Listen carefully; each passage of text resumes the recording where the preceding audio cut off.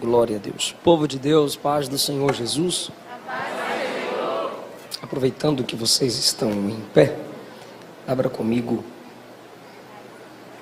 Se você trouxe um exemplar da Bíblia Sagrada, Apocalipse,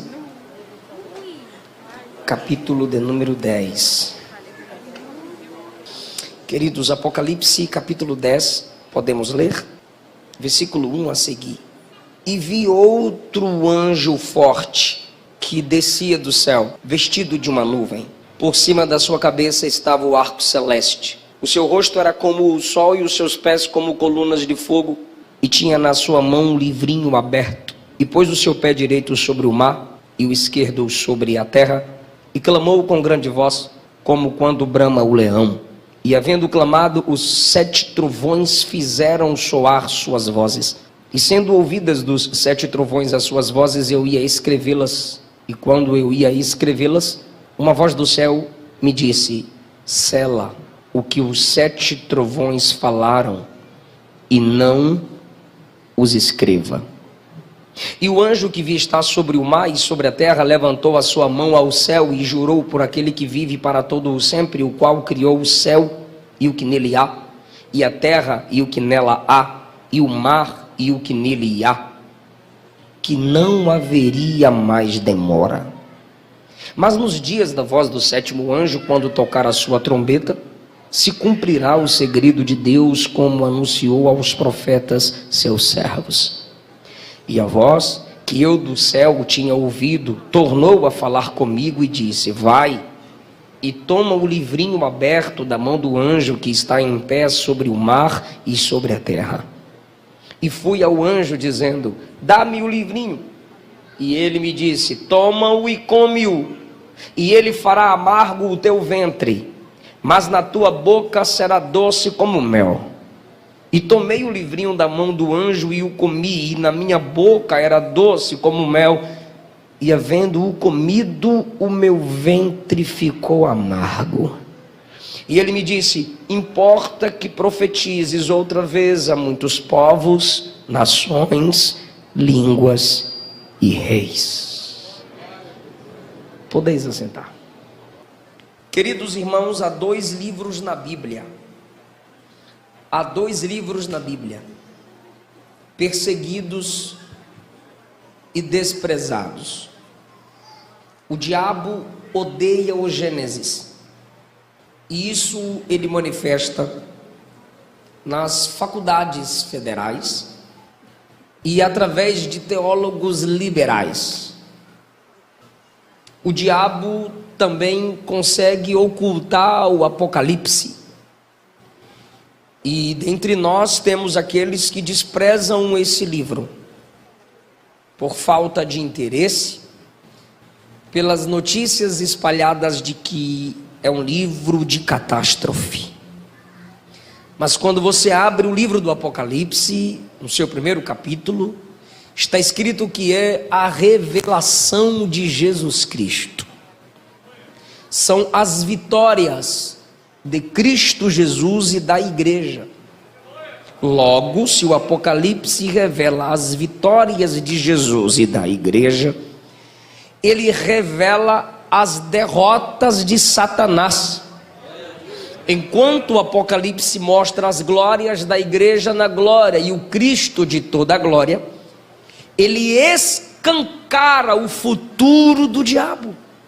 Então, enquanto Gênesis começa dizendo: da semente da mulher nascerá um, que tu lhe ferirás o calcanhar, mas ele ferirá a tua cabeça. Conectado a Gênesis, Paulo, no capítulo 3, versículo 15, Paulo diz aos Romanos, no capítulo 16, que o Deus de paz em breve esmagará Satanás debaixo dos pés da igreja. Então Gênesis começa, Paulo ratifica, Apocalipse conclui. Capítulo 2, o Senhor fala sobre o ataque de Satanás à igreja em Pérgamo, onde ele tem um trono, mas lá Jesus tem uma espada. O ataque de Satanás à igreja do Senhor em Tiatira e em Esmirna.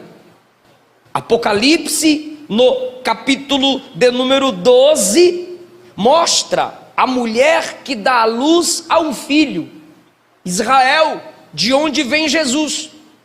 O diabo, o dragão, persegue a mulher Israel para que o filho não venha nascer, mas nasce, cumpre o ministério e sobe.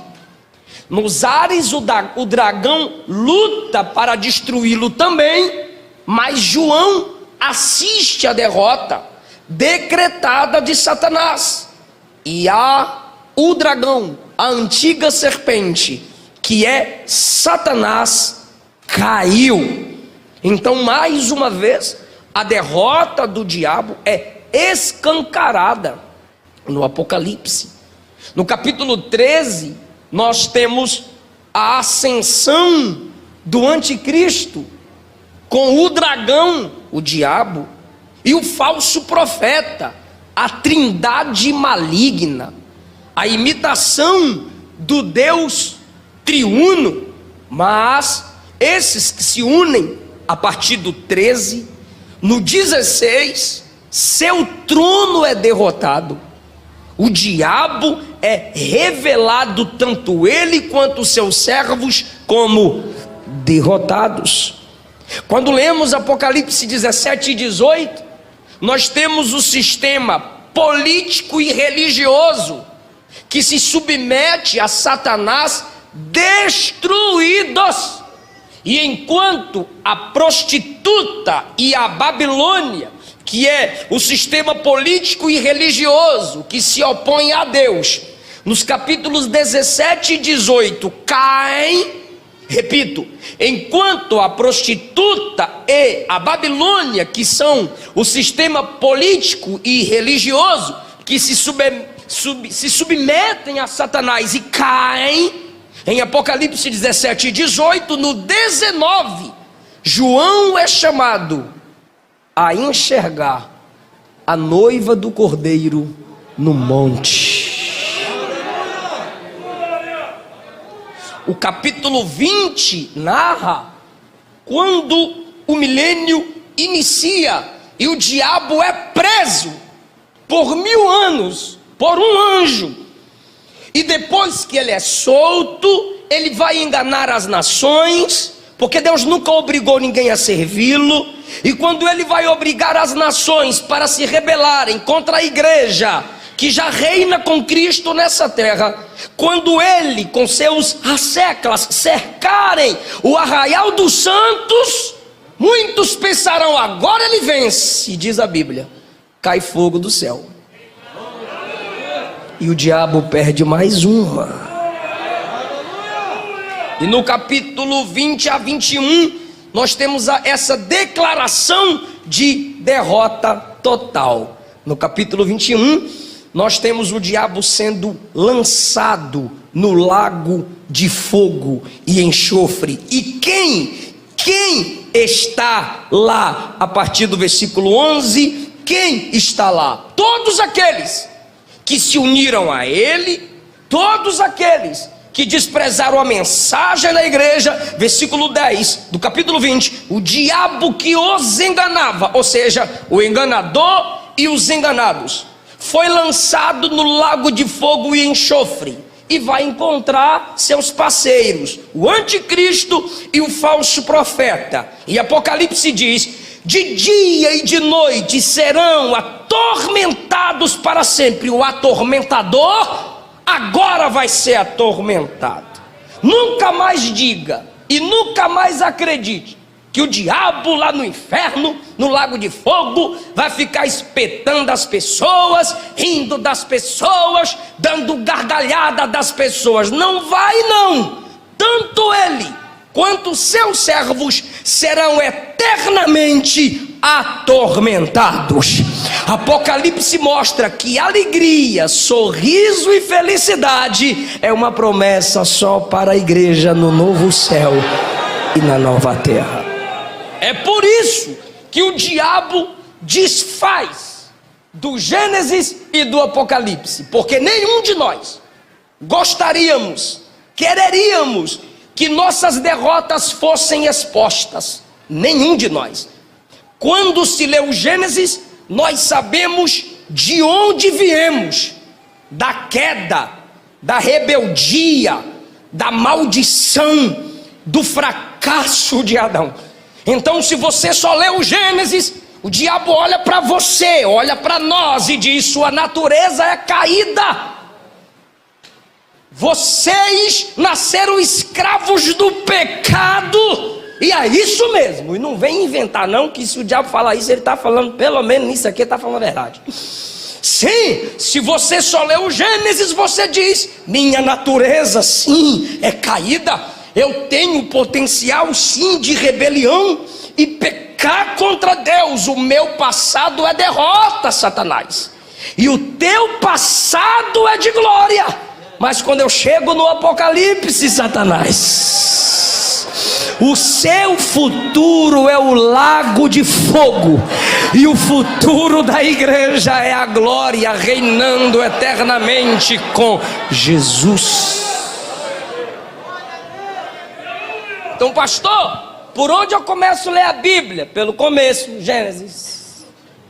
É uma história, é a história de Deus. Toda história, quem já leu alguma biografia sabe que numa história, numa biografia, há muitos personagens secundários, terceiros, mas há um principal. A Bíblia é a história de Deus. Então, pelo amor de Deus, medite do começo ao fim, que o Apocalipse conclui o que no Gênesis apenas começou. João está tendo essas visões das glórias da igreja, da glória de Cristo e das derrotas de Satanás. E dentro da visão da glória de Cristo, da glória da igreja e da derrota de Satanás, há mensagens simbólicas. Primeiro, para proteger o livro, se caísse em mãos erradas, só a igreja entendia aquela linguagem que João usava.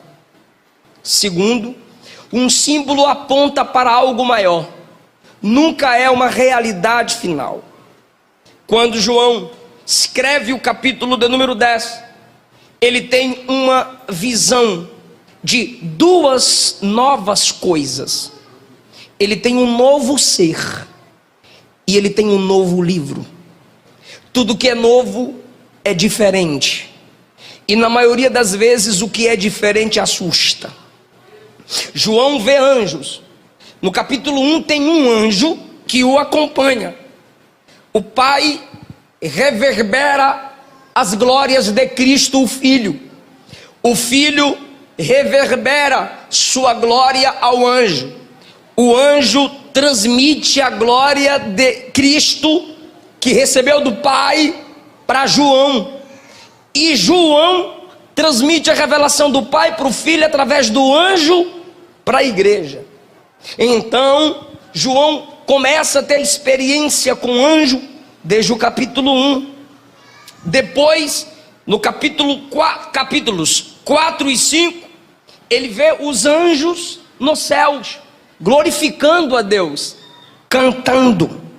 Depois, ele vê os anjos que tocam trombetas para depois derramarem taças.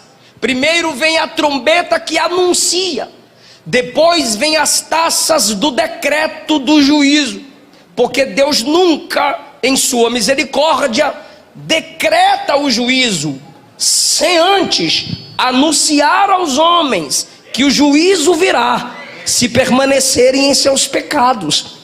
Então João os vê tocando trombeta e derramando as taças da ira de Deus. Esses anjos são ministros de Deus, cujo significado é servo. Cada anjo é um mensageiro, servos, ministros de Deus. João, no capítulo 10, tem uma visão de um anjo novo. Digo não tempo cronológico, não digo sobre idade, digo novo em características. Ele já tinha visto no capítulo 4 e no capítulo 5 seres com características diferentes para nós, porém semelhantes a Ezequiel 1 Isaías 6, cheios de asas, cheios de olhos, olhos nas asas e no corpo, são seres novos, diferentes. Ele vê 24 anciãos, são seres diferentes. Porém, no capítulo 10, ele vê um novo anjo, ele vê um ser diferente.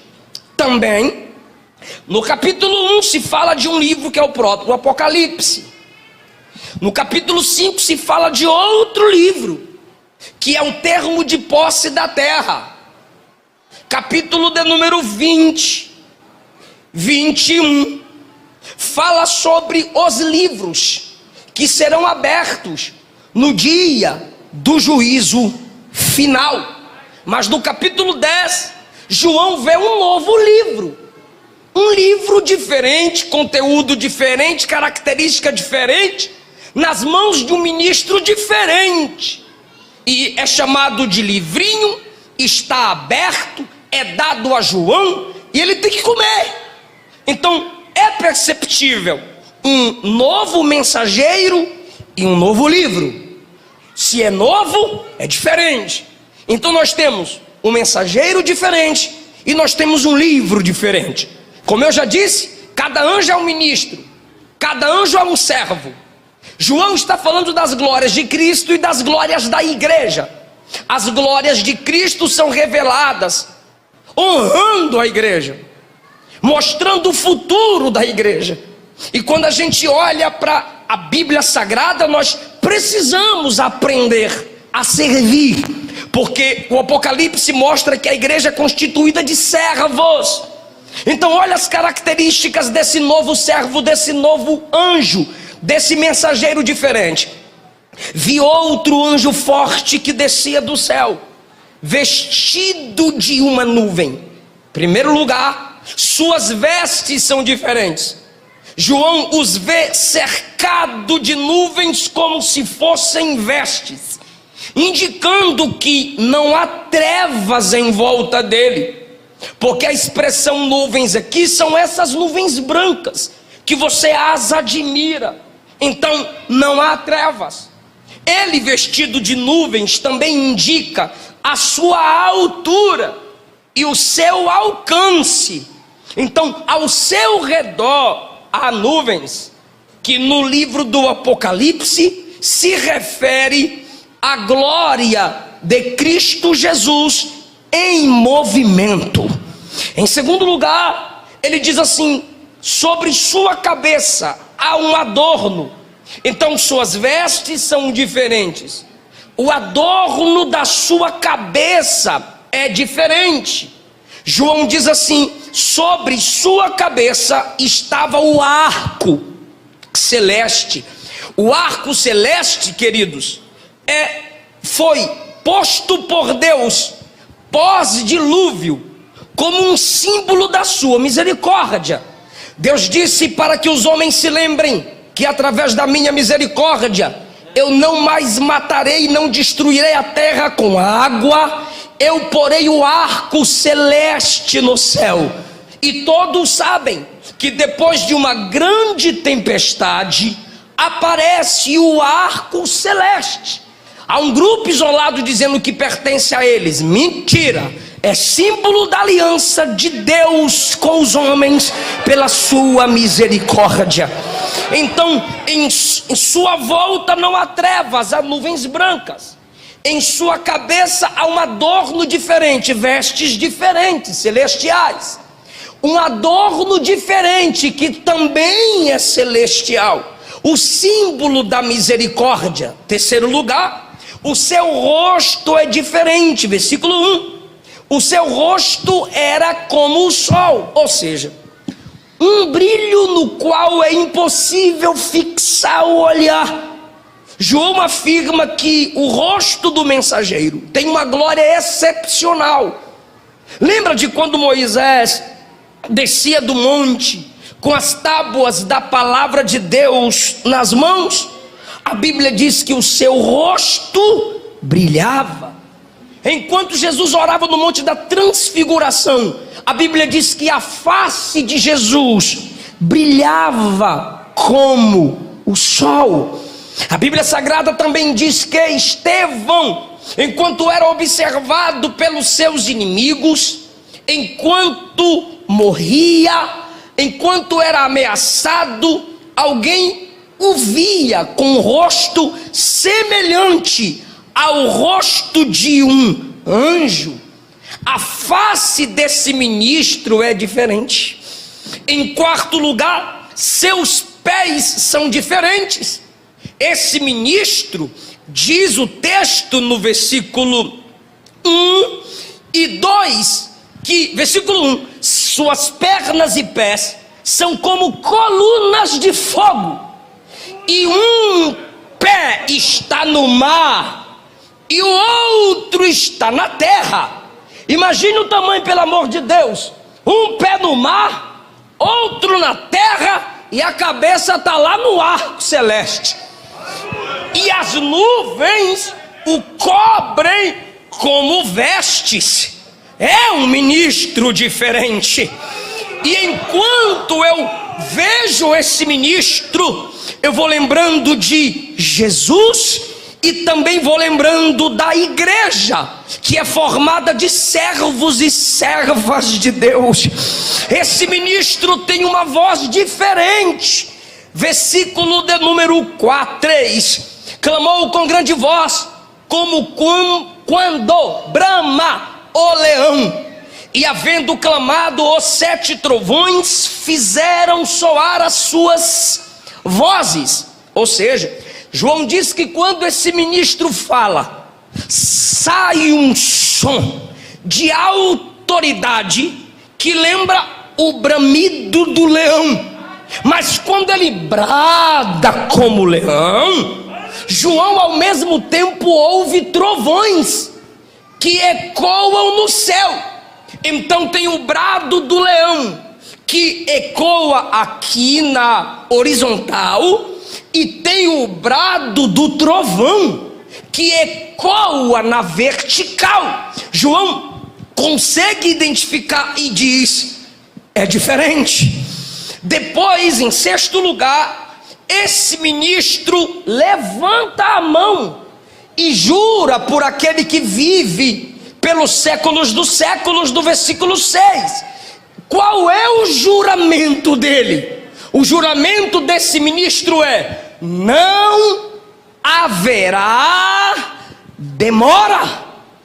Sétimo lugar, esse ministro tem um livro na mão.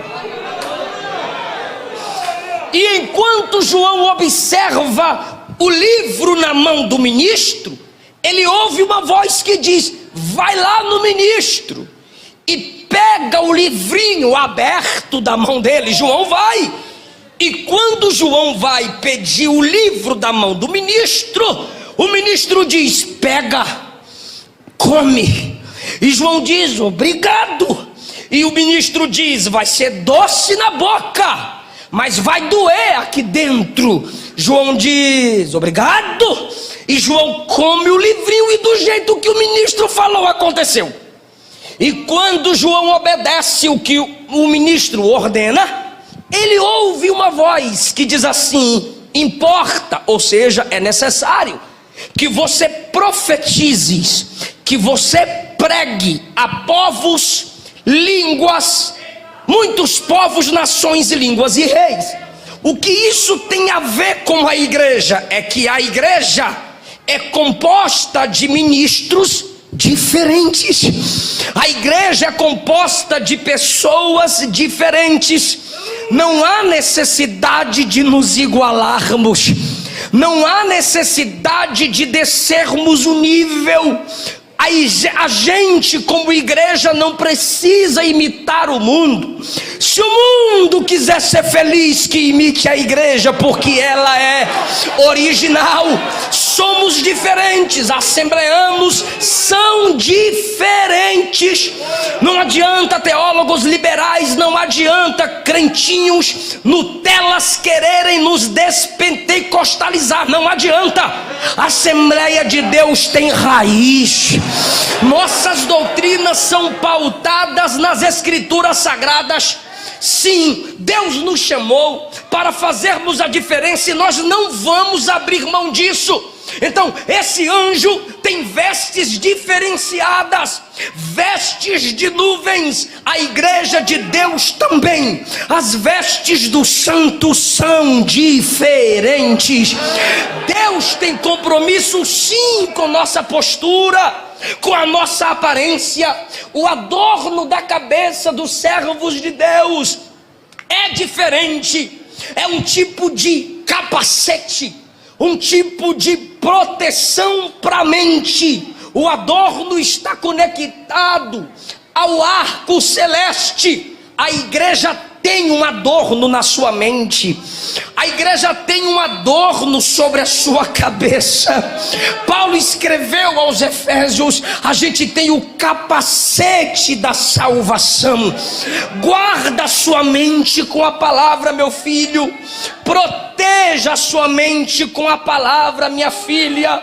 Os dardos do inferno estão apontados e o diabo quer te fazer pensar fora da Bíblia. Ele cega a mente de quem é incrédulo. Só se faltar o adorno que se conecta, que me liga à misericórdia de Deus. Em terceiro lugar, o rosto do crente é diferente. Sim, querido, há um brilho na face do cristão. E que brilho é esse, irmão? É a unção do Espírito Santo. O coração alegre aformoseia o rosto. Nós temos momentos de tristeza, mas há uma alegria que permanece em nós. Sempre haverá um sorriso, porque a gente enxerga além. O rosto dos ministros de Deus sempre carrega o peso da palavra. No Salmo 119, o salmista diz: aqueles que amam a sua palavra, ao me encontrarem, também se alegrarão. O rosto de Moisés brilhava quando ele trouxe a palavra. Irmão, é perceptível no rosto de quem tem o poder da palavra. Você percebe na cara de quem tem uma vida de oração. Você percebe o olhar malicioso do carnal. Você percebe, querido, o olhar cobiçoso de quem não mata a carne no jejum e na oração. Sim, não engana ninguém. Você sabe que ministros de Deus tem um rosto diferente, um brilho que lembra a glória de Deus. O alcance dos ministros de Deus é diferente. Esse ministro tem um pé no mar, esse ministro tem um pé na terra. O que foi que Jesus disse para a igreja? Aqueles que creem em mim farão obras maiores do que essas que eu faço.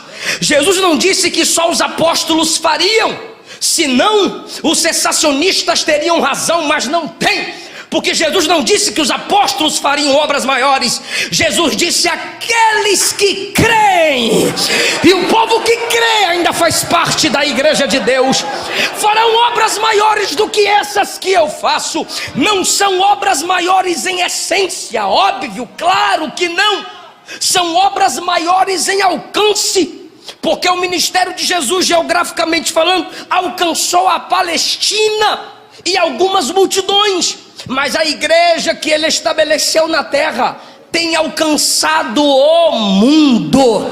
A nossa mensagem, o pentecostalismo, já que estamos comemorando 80 anos dessa igreja pentecostal, o pentecostalismo cresce. A Ásia, interior da China, é o ramo do cristianismo que mais cresce, porque Deus decretou que os seus ministros precisam ter um grande alcance. Alguém está entendendo essa palavra? Seus pés são como colunas de fogo, porque onde ministros de Deus chegam, onde a igreja chega, chega a luz, e as trevas precisam e devem ser dissipadas. A voz dos ministros de Deus, eu estou sentindo Jesus aqui, a voz dos ministros de Deus é diferente. Eu preciso de sua ajuda agora. Diz o texto que a voz do ministro é como a voz do leão e como a voz do trovão. Eu pergunto e você responde: é como a voz do leão e como a voz do trovão. Aleluia. Eu vou perguntar e eu sei que vocês sabem. A voz do leão ecoa na terra ou no céu? E a voz de trovão ecoa no céu ou na terra? Perceba que a voz do ministro, pastor, não é só como de leão para alcançar a terra. E também a voz do ministro, pastores, não é só como de trovão que toca o céu. Voz dos servos de Deus ecoam na terra e também ecoam no céu. Oh meu Deus do céu, como, de que forma que a voz da igreja ecoa na terra como leão? Pregando o evangelho, anunciando que Jesus salva, cura, batiza e em breve voltará. A voz como leão ecoa com voz de autoridade. Alguém postou hoje que o homem mais rico, ou um dos mais ricos do mundo, está ajudando a militância da ideologia de gênero com bilhões de dólares para inculcar na mente das crianças que elas não nascem nem macho nem fêmea, elas são o que elas quiserem. Já tem gente com medo, fica com medo. Não, eles têm o dinheiro, a gente tem o brado do leão, a gente tem a voz da autoridade. E como é que a gente faz, pastor? A gente fala. Eu vou repetir, o que a gente faz, pastor? A gente repreende. O sangue de Jesus tem poder. Não! Voz de leão se ouve quando ele abre a boca. O Senhor disse assim: bradando o leão, quem não temerá? Ordenando Deus, qual é o profeta que não vai falar? Então, pelo amor de Deus, igreja, nossa autoridade não está nesse negócio de cancela fulano, cancela Beltrano. Não, nossa autoridade está em falar. Você não tem Instagram para ficar postando biquinho, você não tem Instagram para ficar postando foto de sunga, você não tem Instagram para ficar fazendo fotinha sensual. Deus te deu a rede social para você alcançar o mundo com o brado do leão. É para falar de Jesus. Ah, pastor, mas vão remover minha conta. A gente volta para a praça, a gente volta para a rua, mas vamos usar o que Deus tem nos dado. Pelo amor de Deus, é pé na terra e pé no mar. Eu vou alcançar aqui, eu vou alcançar lá. E a voz do ministro é como voz de trovão. Eu não posso ter voz apenas de leão. Eu sei que eu sou pregador, eu sei que eu sou pastor, eu sei que os ministros são pregadores, eu sei que a igreja tem a missão de bradar como leão. Sim, nós temos que bradar como leão aqui embaixo, e de por todo mundo e pregar o evangelho a toda criatura. Não haja silêncio em vós, não aparte a minha palavra da sua boca. Ser-me-eis testemunhas, tanto em Jerusalém, Judeia, Samaria e até os confins da terra. Abra a tua boca e eu te encherei. Eu sei que a gente vai falando disso, temos que bradar como leão, mas a voz não pode só alcançar aqui, a voz tem que tocar lá. Sabe por que temos muitos cantores que transformam o culto em shows? Sabe por que tem muitos pregadores que viciam nas técnicas? Porque eles têm vozes que apenas alcançam aqui, mas a voz deles não brada como trovão. A voz que brada como trovão é a voz que se ouve nos... Eu quero ouvir, eu sei que a máscara impede, dá para fazer melhor. A voz de trovão é aquela que se ouve nos...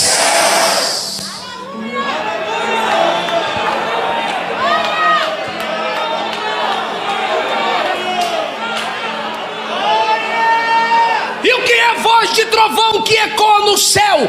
É a oração, irmão. É a oração, minha irmã. Tem gente, irmão, que não prega com a hermenêutica, com a exegese. Não. Às vezes ele só fala Jesus e aleluia, glória a Deus. Mas quando põe o joelho no chão, Jesus diz lá em cima: eu conheço essa voz. Eu sei de quem era essa voz. Tendo Salomão orado, acabado de orar, desceu fogo do... Jesus, ao sair das águas e tendo orado, ouviu-se uma voz do... Esse é meu filho amado, em quem tenho prazer. Atos capítulo 1, Jesus disse: fiquem orando em Jerusalém, até que do alto sejam revestidos de poder. 10 dias de oração. Primeiro dia vem Espírito, segundo dia vem Espírito, terceiro dia vem Espírito, quarto dia vem Espírito, quinto dia vem Espírito, sexto dia vem Espírito, sétimo dia vem Espírito, oitavo dia vem Espírito, nono dia vem Espírito, no 10º dia, no 50º dia, no dia de Pentecostes, o céu se abriu. Cumprindo-se o dia de Pentecostes, estavam todos reunidos no mesmo lugar. De repente veio do céu, veio do céu, veio do céu, veio do céu, veio do céu, veio do céu um som como de um vento veemente, impetuoso, que encheu toda a casa em que estavam. Do mesmo jeitinho de vocês.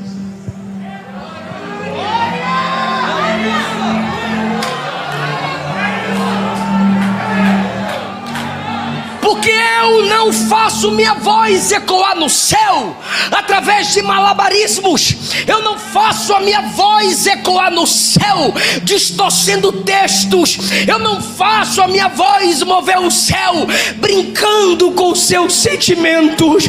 O único método da igreja fazer a sua voz ecoar no céu é colocando o joelho no chão.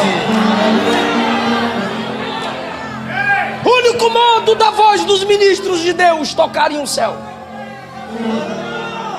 Então a voz da autoridade está na pregação e na oração.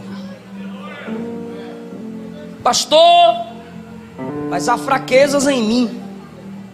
Um crente fraco de joelhos é mais forte do que 1000 demônios de pé. Isaías 55:6: buscai ao Senhor enquanto se pode achar, invocai-o enquanto está perto. Eu sei que você sabe Jeremias 33:3: clama, não é reclama, é clama a mim, e eu vou te responder, e eu vou te anunciar coisas grandes,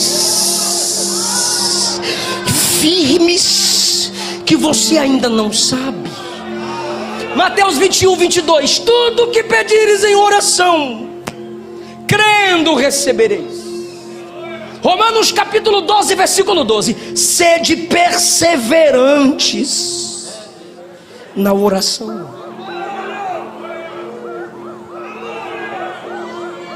Efésios 6:18: orando em todo tempo no Espírito. 1 Tessalonicenses 5:17: orai sem cessar.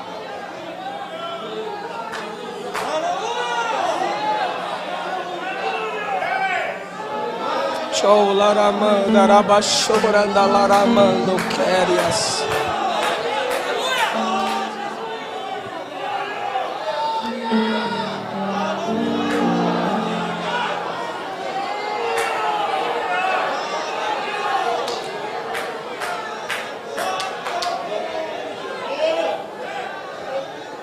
Deus tem saudades da gente de joelhos.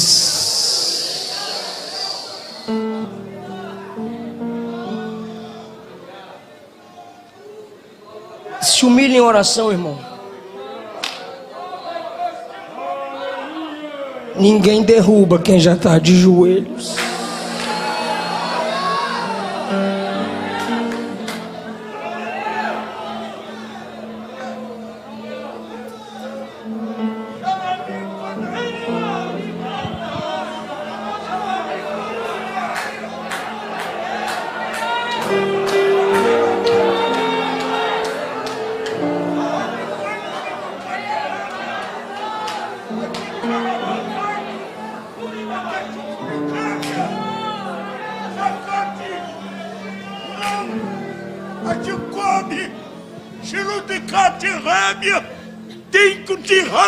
Eu estou na casa, segurando a mão, levantando o caído, sustentando o fraco.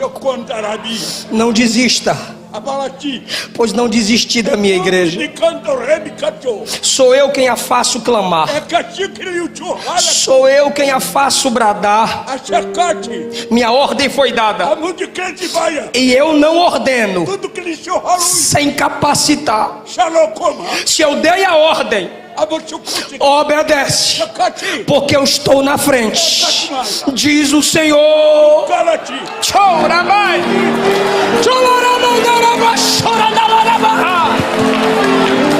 Você não vai cair, quem vai cair é Satanás. Você não vai parar, quem vai ser envergonhado é ele.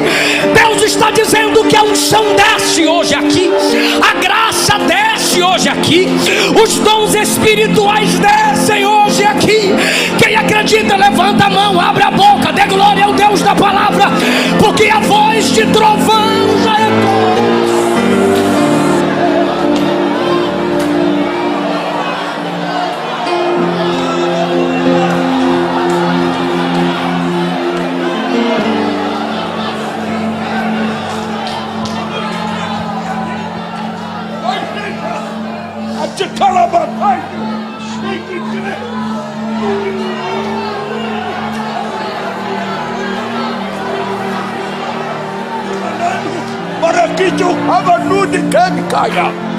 Esse cocho-rubi é a minha força, é o meu refúgio, é o meu escudo.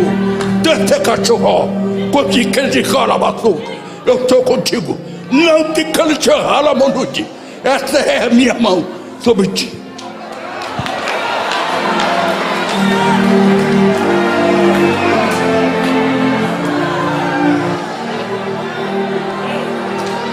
A oração é o teu refúgio, estou contigo, esta é a minha mão sobre ti. A oração é o teu refúgio, estou contigo, esta é a minha mão sobre ti.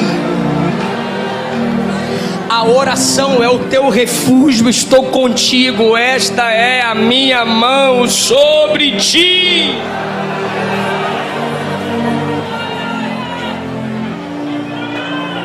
Toque o céu.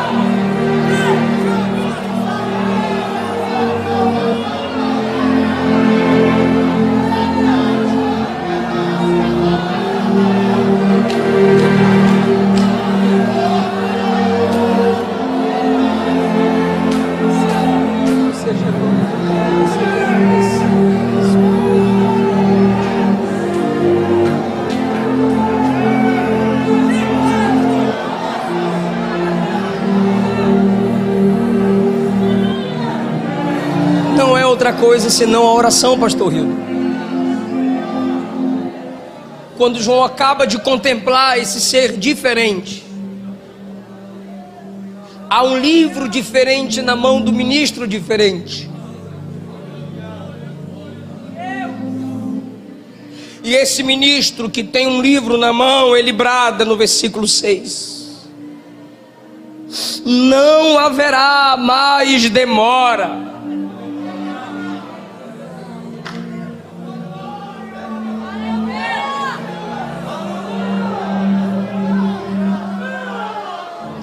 Não haverá mais demora. João, quando pensarem que ainda podem brincar com o evangelho,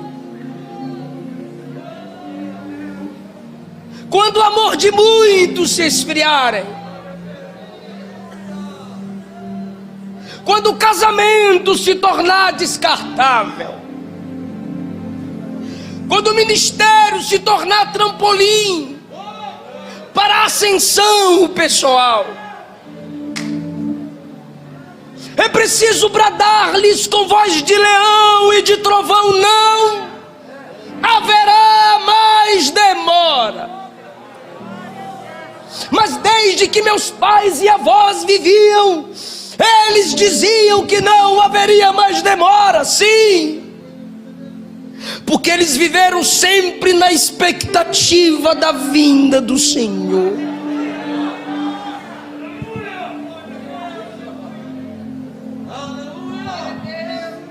E o brado do ministro é escatológico: não haverá mais demora. Marcos 14, a partir do 60, Jesus é afrontado e esmurrado. E perguntam: és tu o Filho de Deus? E ele responde brevemente: vereis o Filho do Homem vindo das nuvens, cercado com grande esplendor e grande glória. 1 Coríntios capítulo 1, Paulo disse: não vos falta nenhum dom, enquanto vocês aguardam a vinda, a manifestação do nosso Senhor e Salvador Jesus Cristo. 1 aos Tessalonicenses capítulo 4, versículos 16 e 17, Paulo disse: o mesmo Senhor descerá nas nuvens, com alarido, com voz de arcanjo e com trombeta de Deus, e os que morreram em Cristo ressuscitarão primeiro, e depois de nós, os que estivermos vivos, subiremos juntamente com eles nas nuvens, seremos arrebatados e encontraremos com o Senhor nos ares. Não haverá mais demora. De repente, nós temos agora a manifestação do livro diferente. Do capítulo de número 5, João viu um livro selado, com 7 selos escritos por dentro e por fora.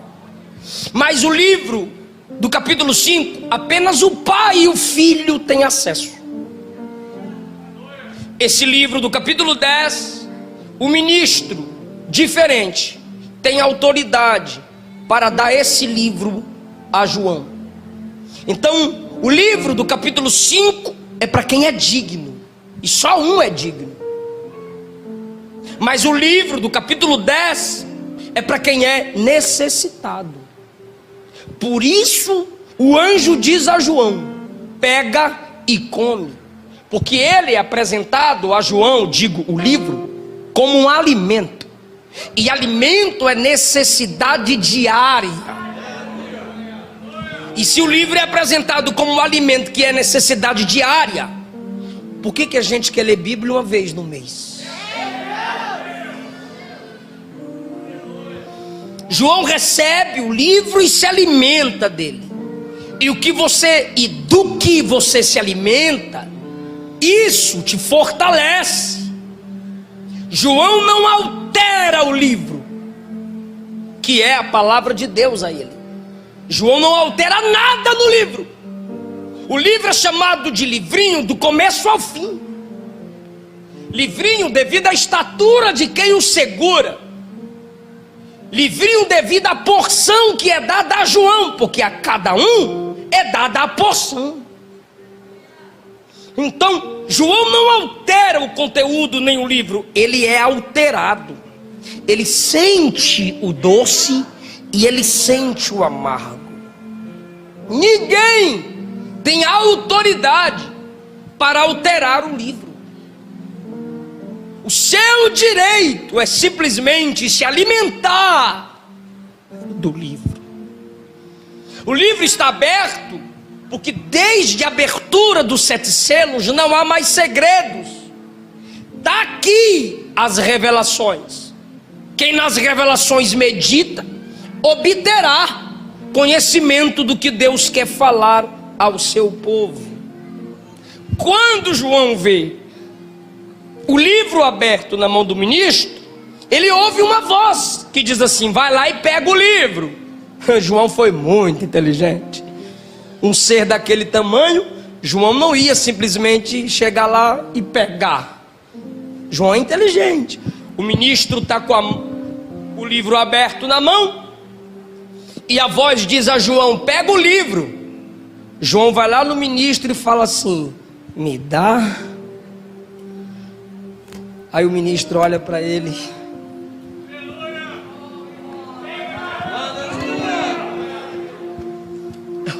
Eu acho lindo o que o ministro fala com ele, pastor Carlos Emael. Me dá o livro. O anjo poderia simplesmente fazer isso aqui, ó. Toma. Mas não. Quando ele diz me dá o livro, o anjo diz: pega e come. Pega e se alimenta. Pega, mastiga. Ou seja, pega e assimila. Pega e medita. Não é livro de postagem. Não é livro de enfeitar a biblioteca. Pega e come. Coloca dentro de você, João. Dentro de você. E João pega o livro, abre a boca. E quando ele põe na boca, ele sente o que o anjo disse.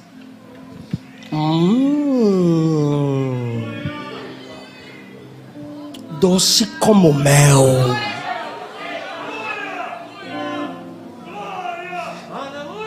Doce, João.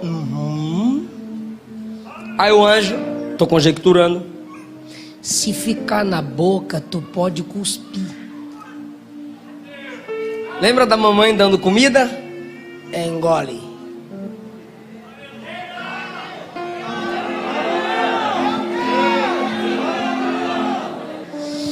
Porque a Bíblia na boca é o comecinho. Jesus é bom. Não julgueis. Jesus é amor. Aleluia. Glória a Deus. Mas o papai está vendo que você já pode engolir. Engole.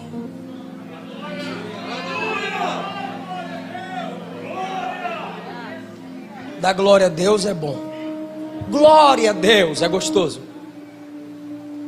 Mas quando você engole a Bíblia,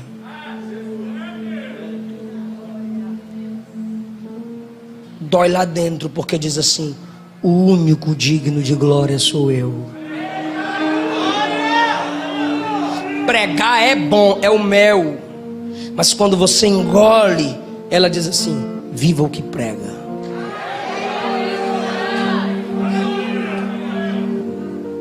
Noivar, casar é bom, é o mel da palavra. Tem que casar. Deus fez o homem e a mulher para o casamento. Que maravilha. Engole.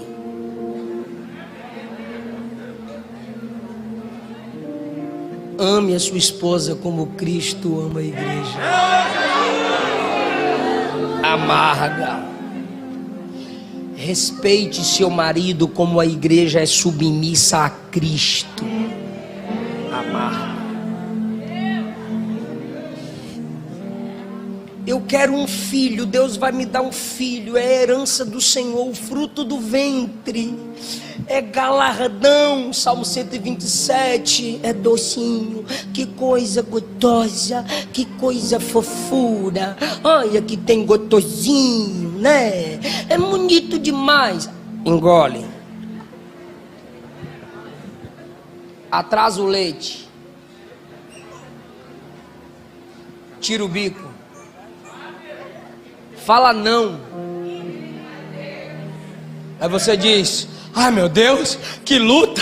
Ai meu Deus, o que é isso? Por que é assim? Que rebeldia é essa? Que dureza é essa? Que é isso, meu Deus? Ninguém nasce santo, é pecador.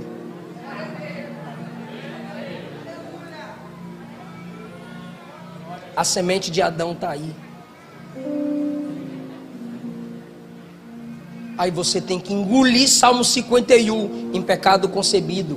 Você tem que engolir Romanos de 3-8. Não há um justo sequer. Todos estão destituídos da glória de Deus. Amarga. E você tem que evangelizá-los. Você tem que mostrar a verdade para seus filhos, para que quando cheguem à consciência, reconheçam que são pecadores e precisam confessar Jesus como o único Senhor e Salvador. Amarga, irmão, mas é a verdade. Então, às vezes algumas pessoas querem viver no nível da palavra na boca, mas o anjo está dizendo: engole. Se isso aqui não amargou, você não conhece o Evangelho. Se essa palavra nunca te colocou de joelhos, se você ouve pregações que só te tira do culto assim, ó, eu sou top, eu sou top, eu sou top, você não ouviu pregação. Ah, pastor, aqui eu sou osso cold, então coitado de você. Tem que amargar.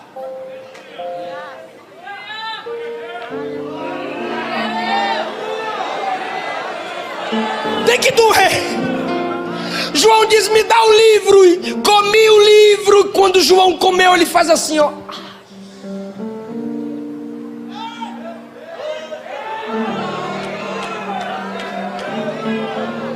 É quando João sente a dor. Quem está preparado para dar glória a Deus?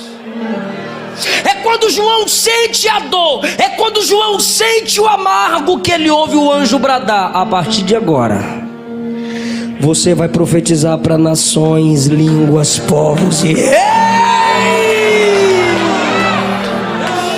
Ministério não cresce sem dor.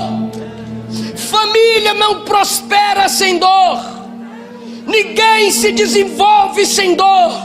Geração sem dificuldade gera homens fracos. Homens que querem usar saia. Homens que querem amaciar o Evangelho. Tempos difíceis geram homens fortes, mulheres sábias, igrejas cheias do Espírito Santo. Abraão, nos últimos versículos de Gênesis 21, montou um bosque para orar. Ele levantava o altar e oferecia cordeiro. Mas depois que Isaac nasce, ele monta um bosque, sombra, água fresca. Aí o 22, Deus diz: pega teu filho e oferece em holocausto.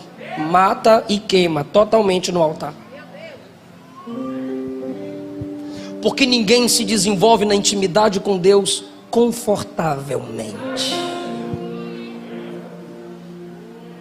Se não amargou, se o ministério não amargou, se a chamada não doeu, se o seu cristianismo nunca doeu, você não é crente.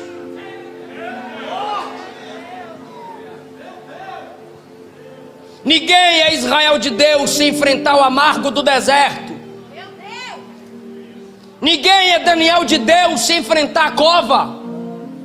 Ninguém é Misael, Ananias e Azarias se enfrentar a fornalha. Ninguém é cristão se não carrega a cruz como Cristo.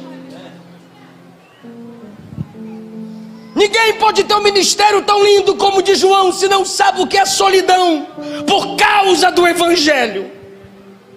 Então tem culto que depois que ouvir a palavra, que depois que comer a palavra, você vai sair daqui assim, ó, estou encerrando. Fechei a Bíblia. Você vai sair daqui assim, ó. Ó. E a esposa? Mulher conhece a gente. O que foi, meu bem? Nada. Nada. Apanhou hoje que só, hein? Se você nunca saiu do culto assim, você precisa pedir a Deus para sair de um culto assim. Não, pastor, a gente faz trenzinho. Quando Deus está na casa, nós faz trenzinho. Quando Abraão teve encontro com Deus em Gênesis 17, quando Deus subiu, diz a Bíblia, e ele se retirou para a circuncisão. Quando Jacó teve encontro com Deus em Gênesis 28, e depois em Gênesis 32, ele saiu mancando. Quando Daniel teve encontro com o anjo do Senhor, ele desmaiou. Quando Saulo teve encontro com Cristo, ele caiu cego. Se não amarga, você não encontrou Deus.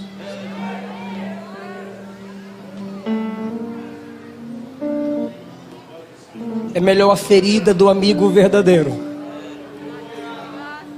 do que o beijo da deslealdade.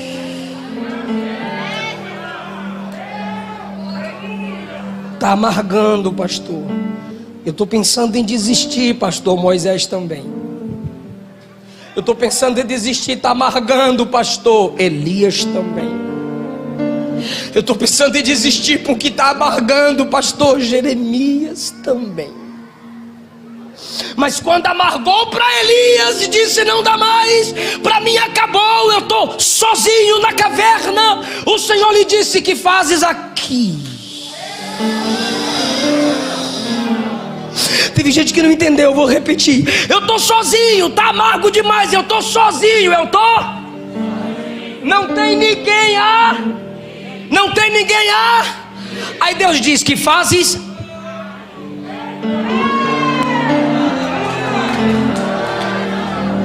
Quando você estava no monte arrebentando, eu estava com você. Agora que você está na caverna, não tem ninguém com você, eu já estava aqui te esperando, porque eu sabia que você viria para cá. O que fazes aqui? Está amargando, eu estou aqui. Moisés disse: me mata, está amargo demais, eu não pari esse povo. Deus disse: levanta a mão. Levantei, Senhor. Levanta a outra. Levantei, Senhor. Da unção que está sobre ti eu vou derramar sobre 70.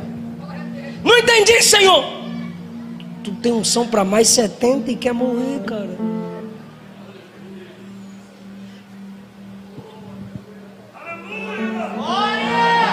Não entendi, Senhor. Quando está amargo demais é que você tem bastante unção para ministrar a outros.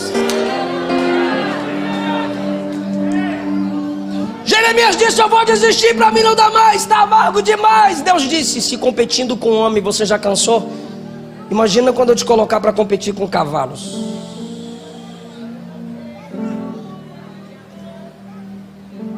Sabe por que amargou? Porque é a verdade. Você não tem dom para si mesma, você não tem dom para si mesmo. Você quer um abraço, aí Deus diz: ninguém vai te abraçar, é você que vai abraçar alguém. Você quer uma oração, aí Ele diz: você vai orar por outros. Não entendi, pastor. Olha para João. Quando amargou, o anjo disse: agora você profetiza para povos, nações, línguas e reis. Domiciano pensou que te acabou, calou sua voz, mas é a partir de agora que a sua voz vai ecoar e você vai ministrar a outros, João. O ministério é assim.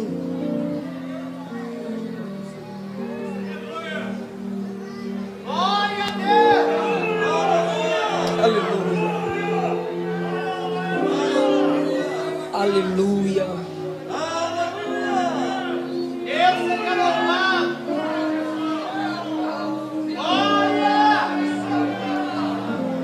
É amargo, mas tem que perdoar.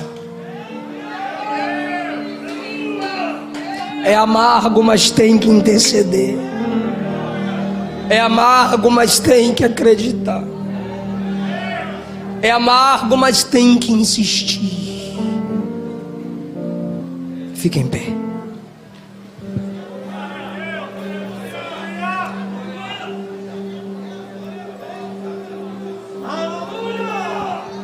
A unção de Deus está nessa casa. Ele está curando você, fortalecendo você, pelo poder do livro.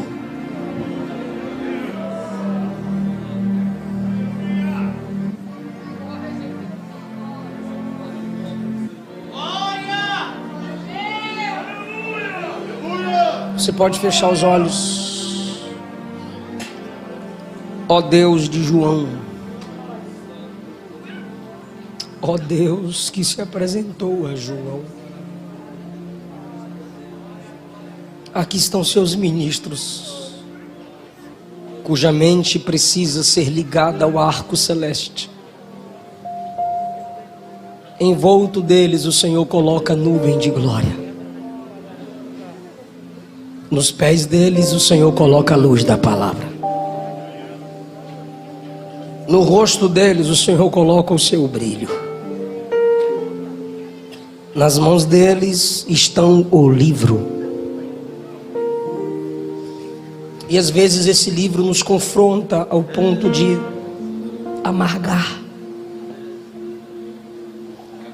Mas é depois do amargo que a nossa voz alcança povos, línguas, nações e reis. O testemunho de quem sente o evangelho amargar vai alcançar os inalcançáveis, vai atravessar fronteiras, vai impactar vidas. Dá graça a minha irmã que chora. Dá graça ao meu irmão que chora, porque a carne quer pecar, mas ele prefere o amargo da palavra que diz suporta. Queremos nos vingar, mas temos que suportar o amargo da palavra que diz perdoa. Dá-nos graça e traz de volta quem desprezou o amargo da palavra, Pai. Toca no coração dela, Jesus. Toca no coração dele, Jesus. Traz de volta quem desprezou o amargo da palavra.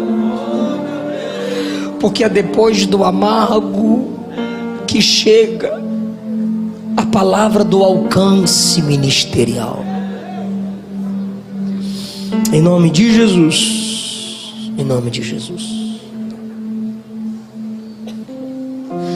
Eu quero saber se lá fora ou aqui dentro nós temos alguém que se afastou do evangelho, mas quer voltar para Jesus hoje. Ou você que nunca se entregou para Jesus, mas hoje você quer se entregar, porque você desconfia de si, mas confia nele. Eu quero orar por você. Alguém vai te convidar para vir à frente. Vem com ele, vem com ela, deixa a gente orar por você.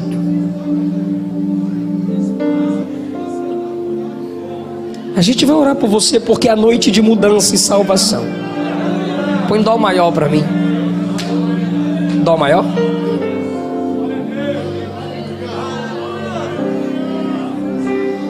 Ao findar o labor.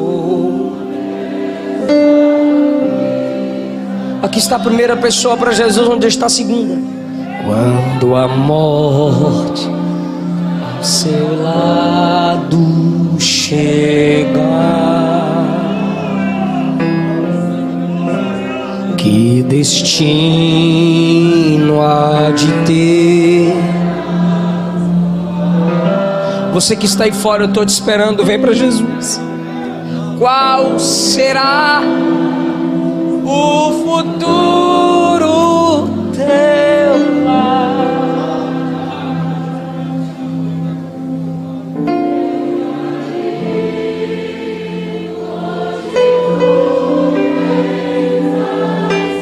para Jesus. Vida ou morte, qual vais aceitar?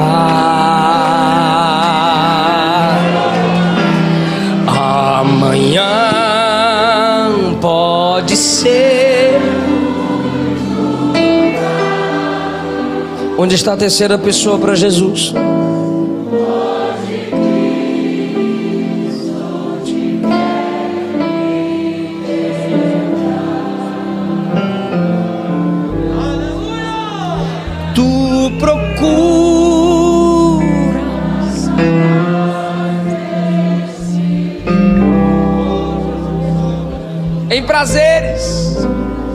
Em prazeres, onde está a terceira pessoa para Jesus?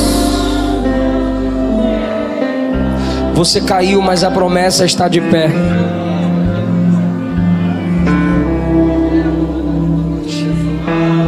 Na última hora da vida, os prazeres da terra não podem te valer,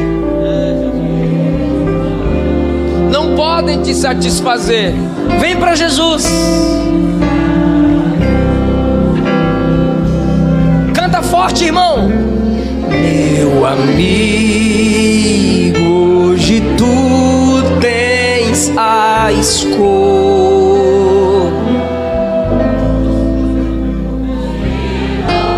Saia do seu lugar e venha. A igreja ora por você e Jesus te restaura. Não importa a sua idade, não importa o seu passado. Há um plano de salvação para a sua vida. Jesus te ama. Hoje Cristo te quer.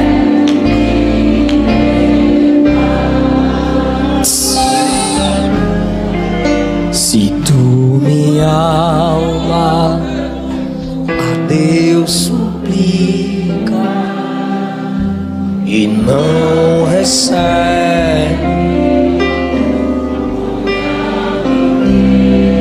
Batera.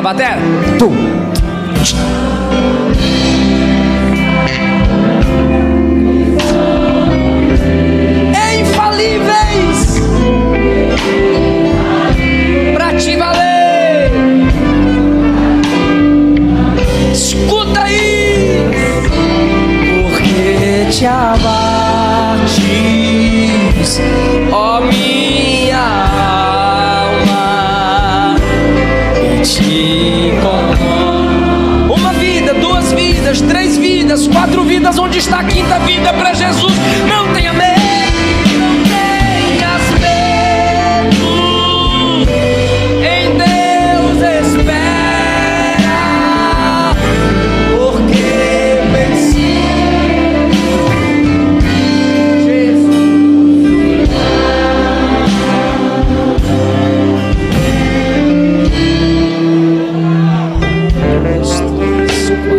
Está a quinta pessoa para Jesus.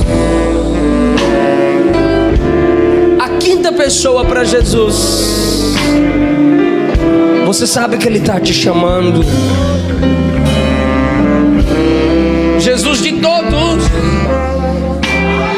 Você sabe que Ele está te chamando para ser diferente dos altos céus. Porque te abates, ó minha.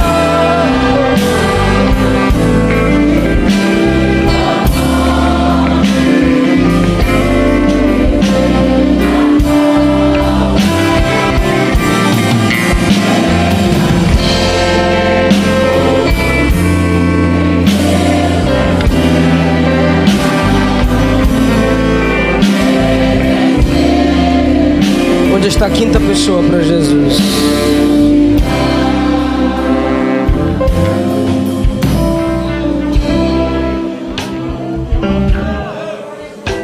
Saia do seu lugar. Eu já vou orar por essas pessoas. Já vamos concluir o culto. Mas sua alma vale muito. Quem te dá graça é Jesus. É pela graça. É Ele quem te sustenta. Não é você quem se levanta. Se você fosse tão forte, você não teria caído. Quem te levanta é Ele.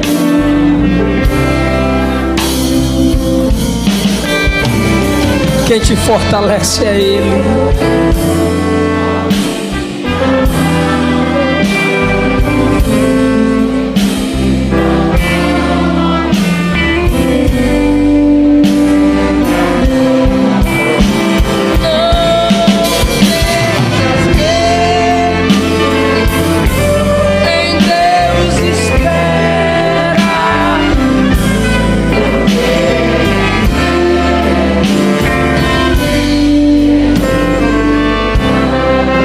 Vocês que estão aqui na frente, vocês que vieram aqui à frente, olhem para mim.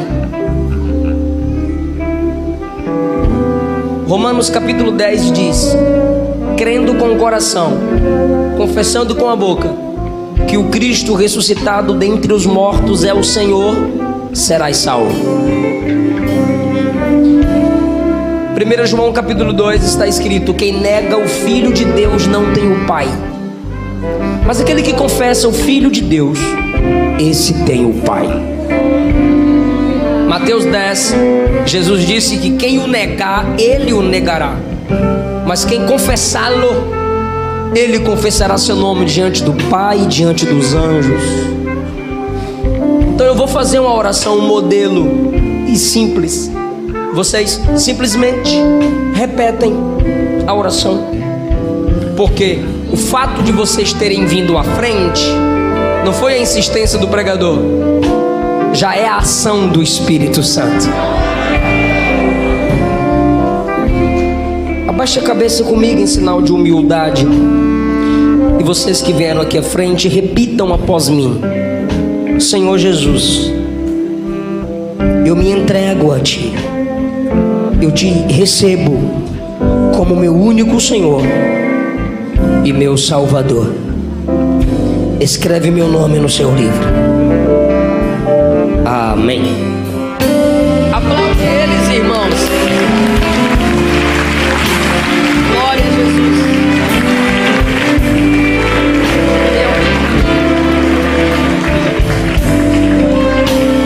Os irmãos vão auxiliar vocês para deixarem os nomes, os dados. A igreja vai acompanhar vocês, orar por vocês, cuidar de vocês.